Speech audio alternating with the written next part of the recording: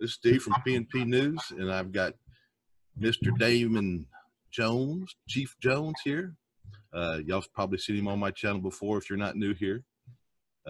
Today, I invited him to talk about the video you saw from Bankai channel, and I may trash this name, but Itawamba County Sheriff, the Tyrant alert video, and I'll put links to those videos down in the bottom, and also I will put link to Damon Jones channel, Chief, so y'all can find him. And I've done a couple of videos and I've made comments, so I think everybody kind of knows for what I feel about this. And I invited Mr. Jones, Chief Jones, because I wanted to see the law enforcement side of it. And he was in law enforcement for many years. I think we've gone through his credentials a few times on other videos, so I'm not going to go through all that unless he wants to put that in there. That's okay. But he's well qualified to be commenting on this. So Damon Jones, Chief. I'm just going to call you Chief, man, because that's what I'm used to. So you've seen the video. You know what I have to say about it.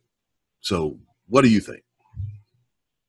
Well, first of all, I just want to say I've done every law enforcement job you can do, and a lot of law enforcement jobs that people don't even know exist throughout the entire United States. So I've served on the city, county, state, and national level. I've served as a U.S. Marshal, Texas Ranger, retired Chief of Police, retired Chief Deputy Constable, and served in 5 different states.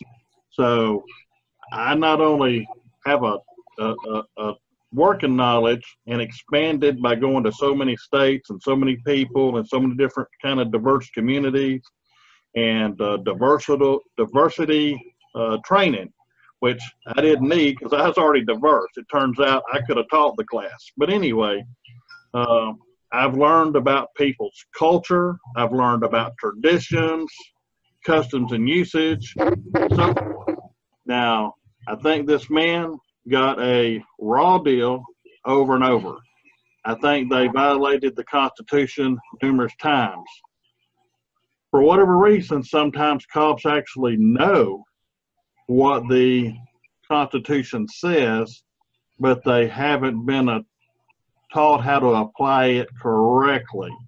They've been mistaught. Some of them are just, quote, good old boys from the neighborhood or from the county, and they were raised up there, and they know everybody, and everybody knows them, and so they think that their little badge on their chest, their little gun on their side says, I say it and you jump. That ain't how it works.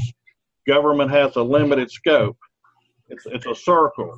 Everything that's in that circle is their power, their authority, and their directives we the people gave them. We told them absolute things you are to do, and we told them absolute things you are not to do. Okay? You don't get to come question me and ask me who I am, where I'm coming from, what I'm going, what I'm doing. You don't get to do that in a lawful manner, okay?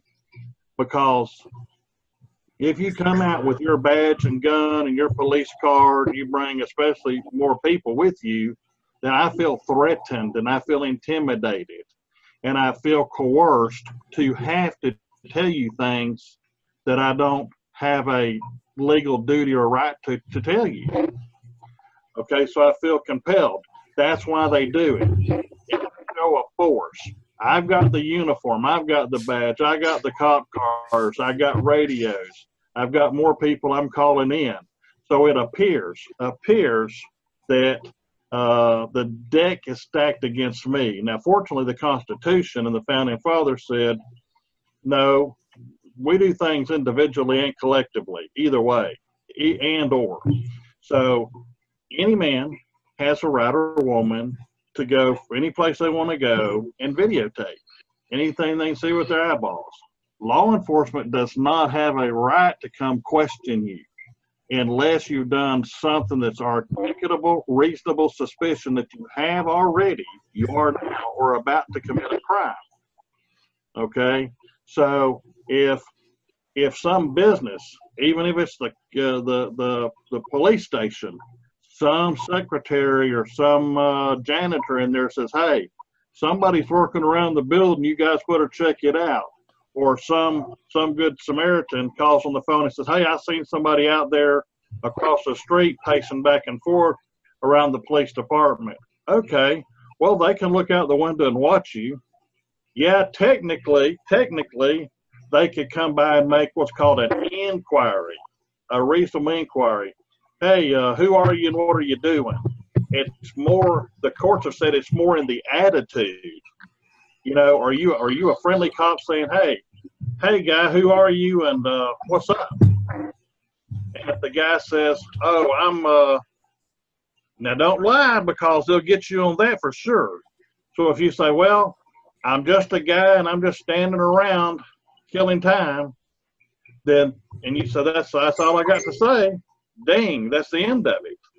But if he comes up and presses on you, no, you're going to tell me who you are, and you're going to tell me what you're doing, where you're coming from, what you're going, where you're going, no, then that is abuse of power. That's abuse of authority. He doesn't have that, okay? Now,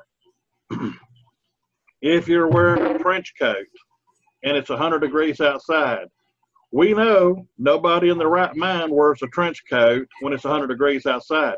However, it's legal. It's lawful.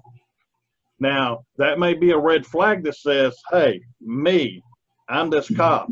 I better call the office and say, hey, I'm going to be 1022 with this guy out here for a while. I'm going to sit in my police car. I'm going to sit on top of a building. I'm going to get my binoculars, and I'm going to watch him. I'm going to see what he does. Okay? So that's what I get paid for. I'm an observer. I'm observant. If he does something wrong, okay, it's on like Donkey Kong. But if he doesn't, and he's just a weirdo or a character, he likes to carry around his video equipment and videotape me, the police station, I can be pissed off, and I can say, hey, I don't want to be on the evening news. I don't want to be on YouTube. I don't want to be no YouTube hero or zero or whatever. Well, that's just too bad. I better get a new damn job, because I'm the servant. You pay my salary.